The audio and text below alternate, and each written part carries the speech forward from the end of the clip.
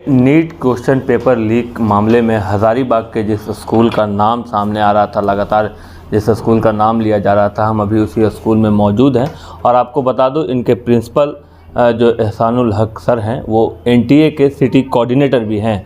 हम इनसे अभी बात करेंगे कि क्या कुछ जो बिहार से ईओयू की टीम आई थी, उन्होंने जांच किया और इन्होंने उनका कितना कोऑपरेट किया।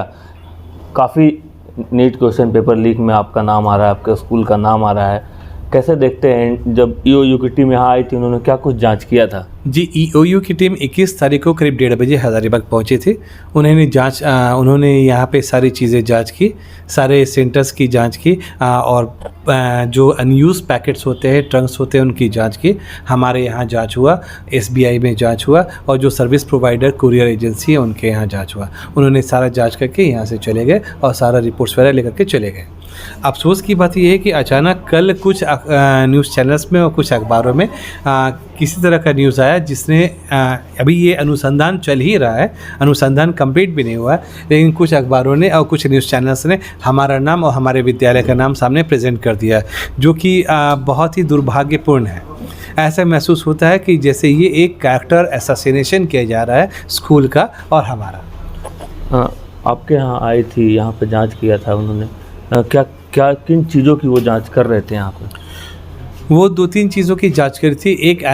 एक बुकलेट, उनको पटना में बुकलेट की कॉपी शायद मिली थी जो जला हुआ था, जहाँ पे एक नंबर था, सीरियल नंबर था।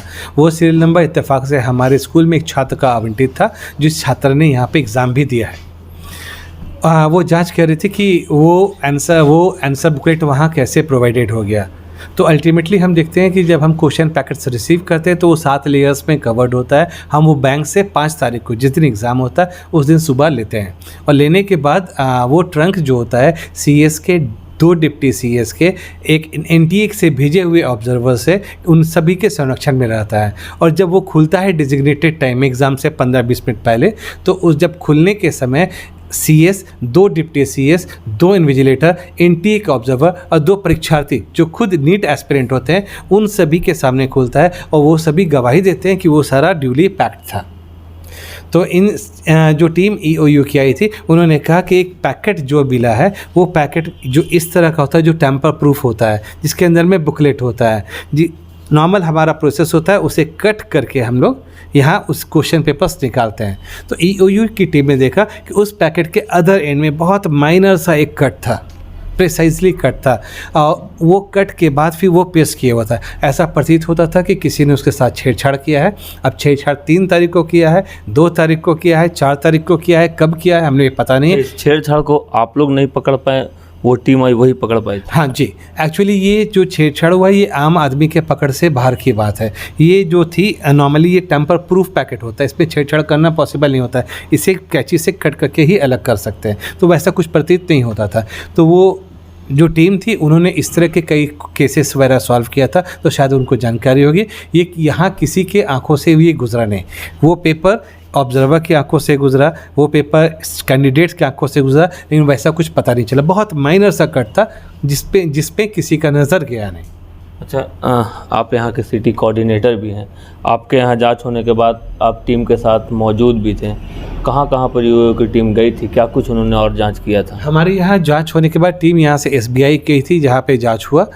ठीक, उसके बाद टीम जो ब्लू डार्ट की कुरियर सर्विस एजेंसी, वहाँ गई, वहाँ पे जांच हुआ। कई सारे वहाँ पे जांच हुआ और कई सारी बातों को वहाँ नोट किया गया। एसबीआई में क्या कुछ पूछताछ किया था? एसबीआई के वहाँ कुछ पूछताछ किया, वहाँ कुछ कागजात मांगे गए, कुछ कागजात वहाँ पे मिसिंग थे, तो उन्हें डांट भी लगाया गया कि ये कागजात मिसिंग आपके यहाँ क्यों हैं। और फिर कुरियर एजेंसी गई, कुरियर एजेंसी से कई सारे सवाल पूछे गए। कुरियर एजेंसी के पास बताया जा रहा है कि कई अनियमितता बरती गई है, जो रांची से यहाँ पहुँचा है, सीधे तौर पे यहाँ डंप किया गया है, वहाँ से ई रिक्शा से एसबीआई पहुँचाया गया है। तो इन सब चीज़ों को कैसे देखते हैं? जी, बहुत बड़ी अनियमितता यहाँ पे देखी जा रही है। और अगर आप देखें तो ग्रॉस इरेगुलरिटीज़ दिखेगी। जो एसओपी कहता है कि जब रांची से गाड़ी कुरियर एजेंसी की आ रही थी, तो वो गाड़ी, जो जैसे कि उन लोगों ने बताया ईओयू ऑफिशियल्स के सामने, कि वो किसी नेटवर्क की गाड़ी से एक ड्राइवर वो सारे पैकेट्स को लेकर हज़ारीबाग आया, उसे डंप कर दिया। वहाँ पे कुरियर ऑफिस एक दुकान के शक्ल में है, एक ऑफिस के शक्ल में है, वहाँ के सामने उसे सारे क्वेश्चन पैकेट्स को डंप कर दिया। उसके बाद ई रिक्शा से उसे बैंक पहुँचाया गया, जो कि ग्रॉस इरेगुलरिटी है। तो वहाँ पे कुरियर एजेंसी के पास से भी कोई चीज़ जांच के लिए ले गई है योयो की टीम? जी, बहुत सारी डॉक्यूमेंट्स लेके गई है और कुछ वीडियोस लेके के गई है जिसकी जांच चल रही है। देखिए, एहसानुल हक सर थे, सिटी कोऑर्डिनेटर भी हैं एनटीए के हज़ारीबाग के, और इन्होंने बताया है कि काफ़ी सारी अनियमितता बरती गई है। ई रिक्शा से जो है क्वेश्चन पेपर को बैंक पहुंचाया गया है। हालांकि अभी इसमें जांच चल ही रही है और अब देखने वाली बात यह होगी कि इन सब चीज़ों में जांच में निकल कर क्या आता है। एक जानकारी हम आपको और दे दें, जिस ट्रक से हज़ारीबाग यह क्वेश्चन पेपर पहुँचाया गया था उसे सीबीआई ने आज जब्त कर लिया है और उसमें भी जाँच पड़ताल कर रही है। Shashank Shekhar, news bye scope, Hazaribagh. कमाल करते हो जी, बच्चे घूमने की इतनी जिद कर रहे हैं और तुम हो कि तुम्हें फुर्सत ही नहीं मिल रही। अब इतनी गर्मी में जाए तो जाए कहाँ?